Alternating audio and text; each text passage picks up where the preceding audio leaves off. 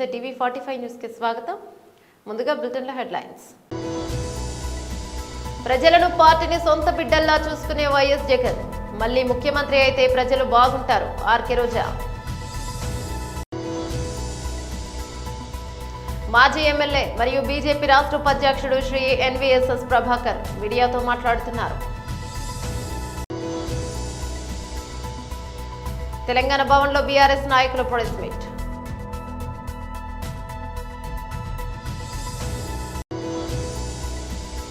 టెస్టులకు retirement ప్రకటించిన రోహిత్ కోహ్లీకి BCCI good news.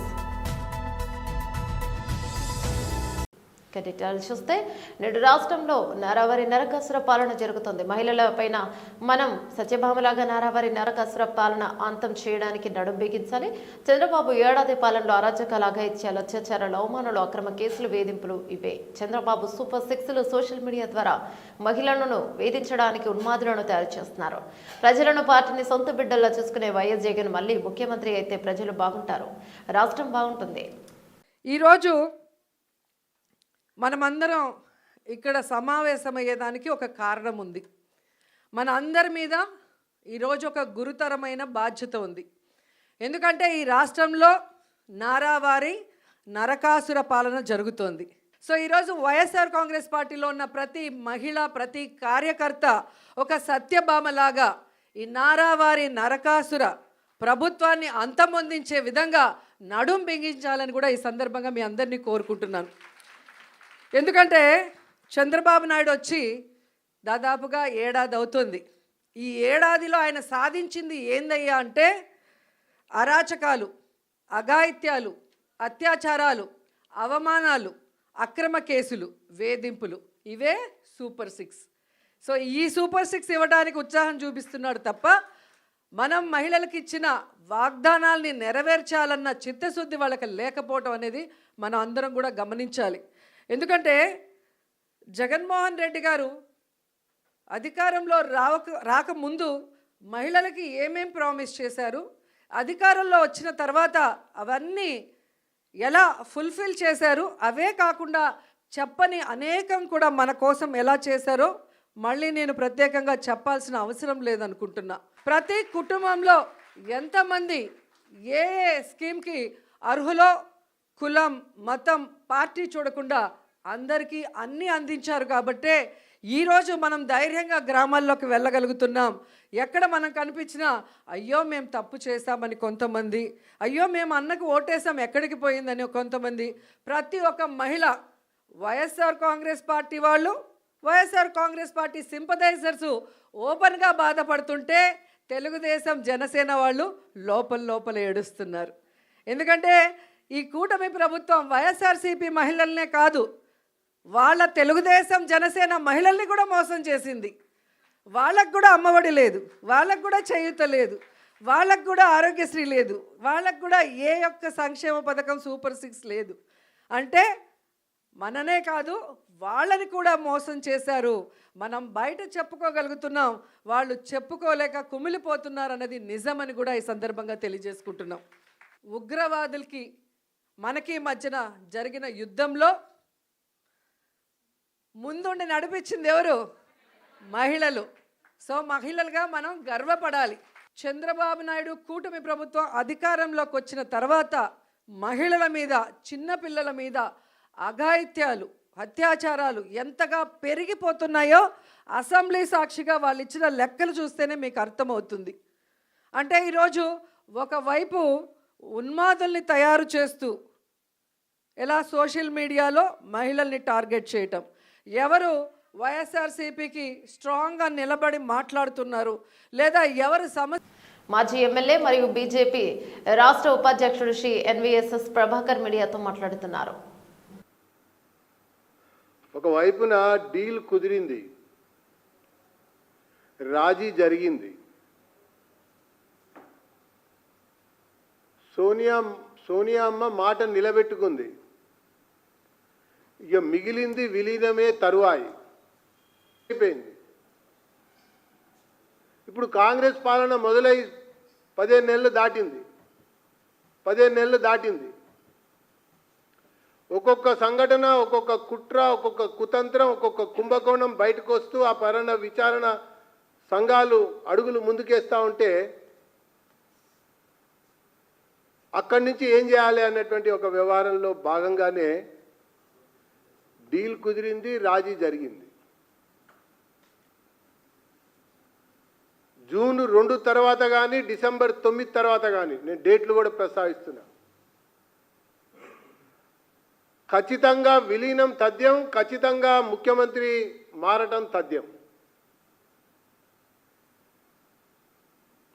ఇది జరగబోయేటువంటి ఒక అంశం. దీనికి ఇప్పటికే ఈ యొక్క అంశంలో భాగంగా కవితకి కావాల్సిన న్యాయ సలహా అందిస్తున్నటువంటి అతిపెద్ద కాంగ్రెస్ పార్టీ అడ్వకేటుని ఏ రకంగా వీరు చట్టసభలో కూర్చోబెట్టారో కూడా మనం చూసాం. ఆ తర్వాత ఆ క్రమంలోనే విచారణ కమిటీలు మందగొడిగా ఎలా సాగుతున్నాయో కూడా మనం చూస్తూ వచ్చాం.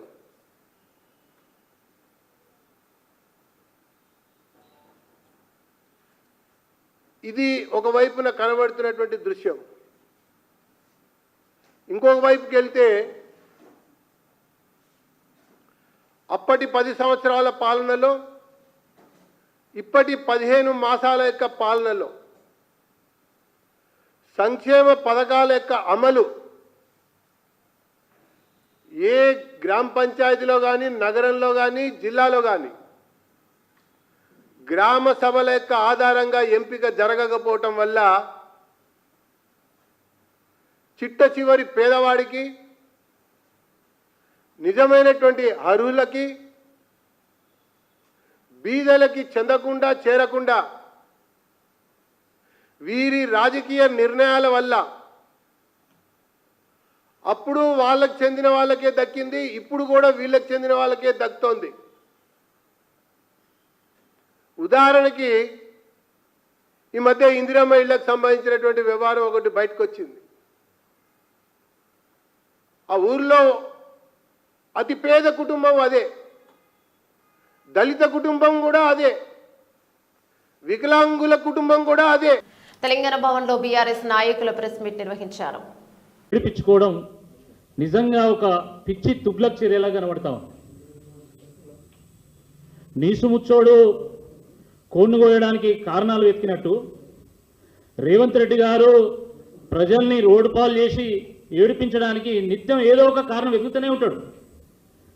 రాష్ట్రంలో ఏదో ఒక మూలన ప్రజలు రోడ్డు మీద పడి కన్నీళ్లు పెట్టనిది, ఆర్తనాలను పెట్టనిది నాకు నిద్రే పట్టదు కావచ్చు. ఈరోజు వరంగల్లో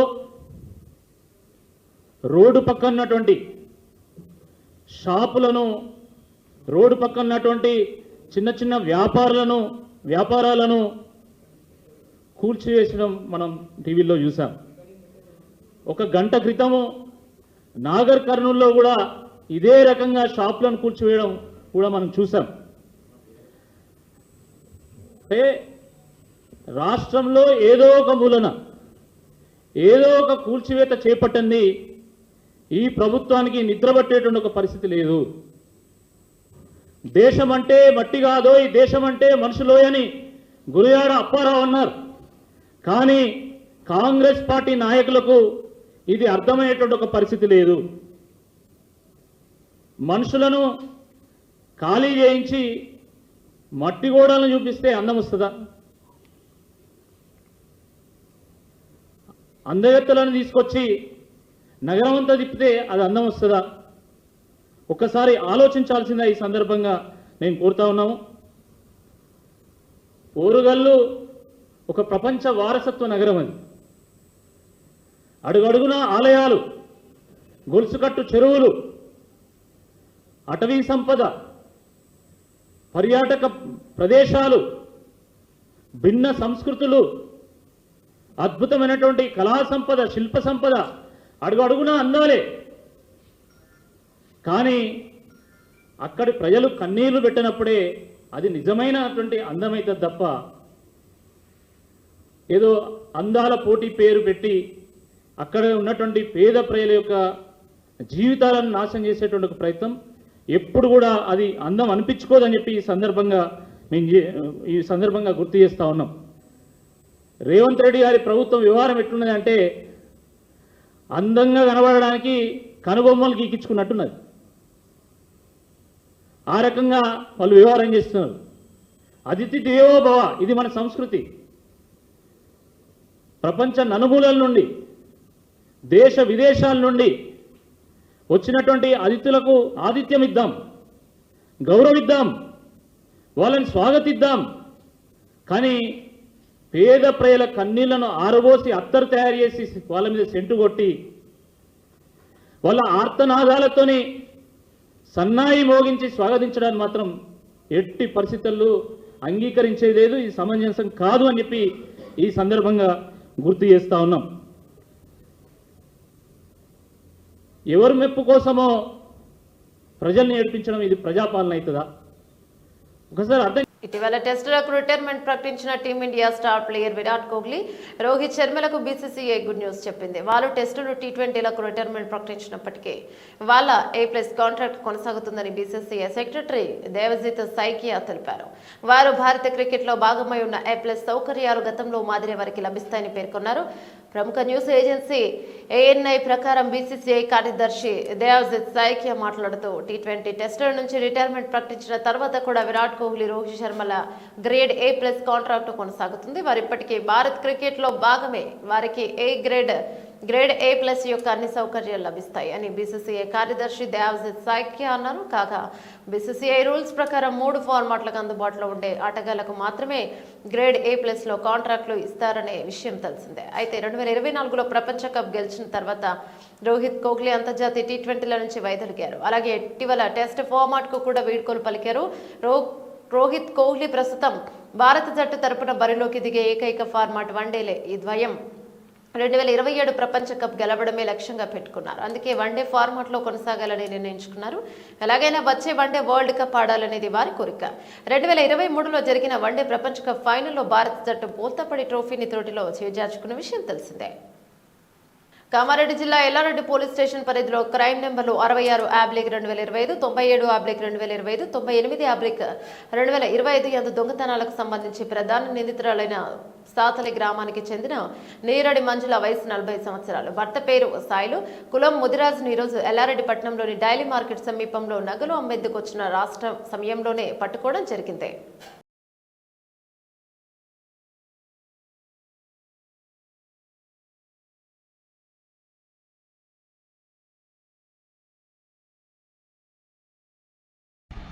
ఈరోజు ఎల్లారెడ్డి పోలీసు వారు సాతిలి గ్రామంలోని 3 ఇళ్లలో దొంగతనం చేసిన విషయమై ఒక నిందితురాల్ని అదుపులోకి తీసుకోవడం జరిగింది. ఇటు నిందితురాలు పేరు నీరడి మంజుల. ఈమెకు 45 సంవత్సరాలు ఉంటాయి. మీకు సాతిలి గ్రామం ఇది.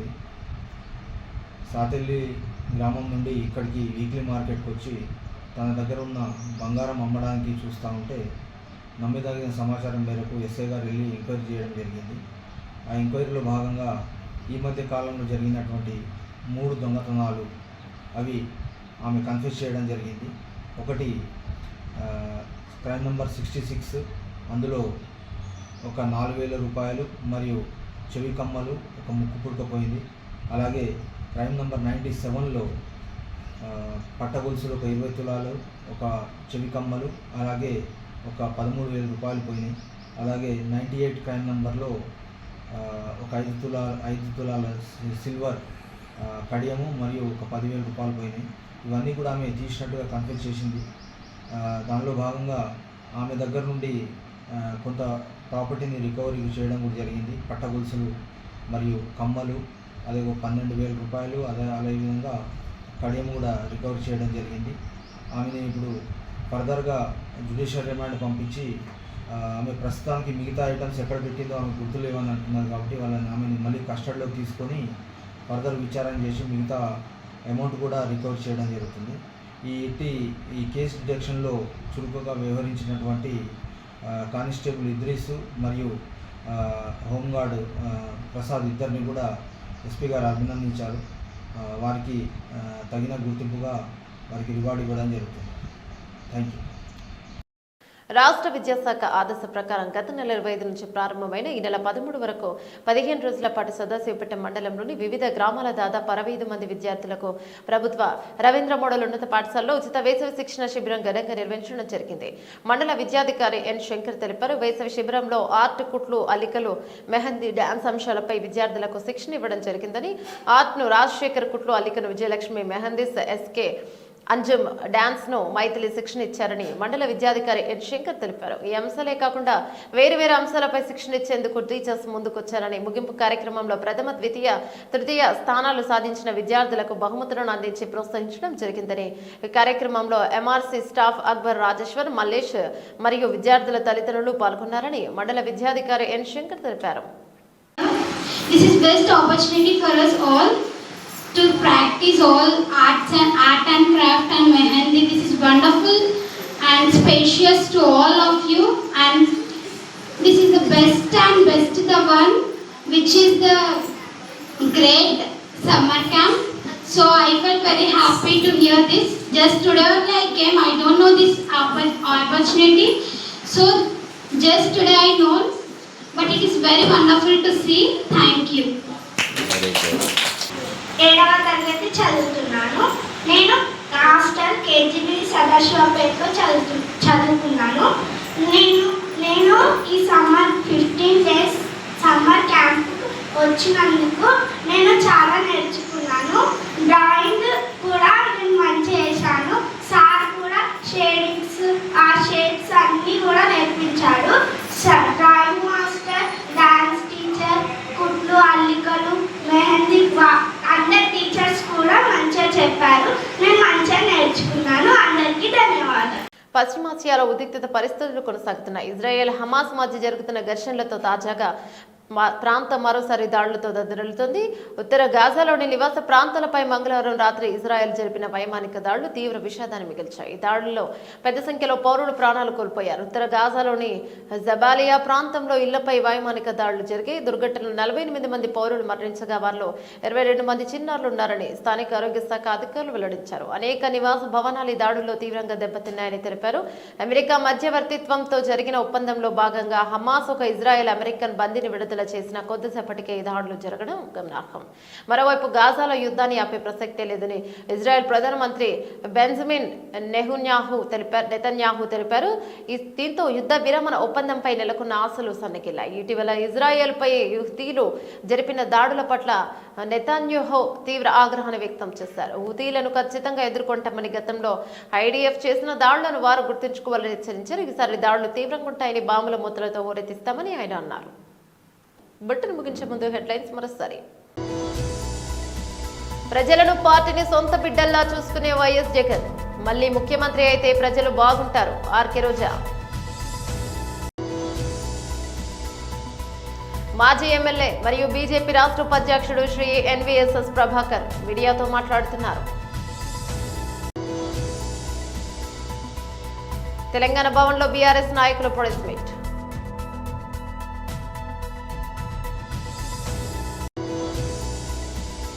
టెస్టులకు రిటైర్మెంట్ ప్రకటించిన రోహిత్, కోహ్లీకి బీసీసీఐ గుడ్ న్యూస్. ఇవే బులెటిన్ డీటెయిల్స్. మరో బులెటిన్లో మళ్ళీ కలుసుకుందాం. అందరికి సెలవు. నమస్తే.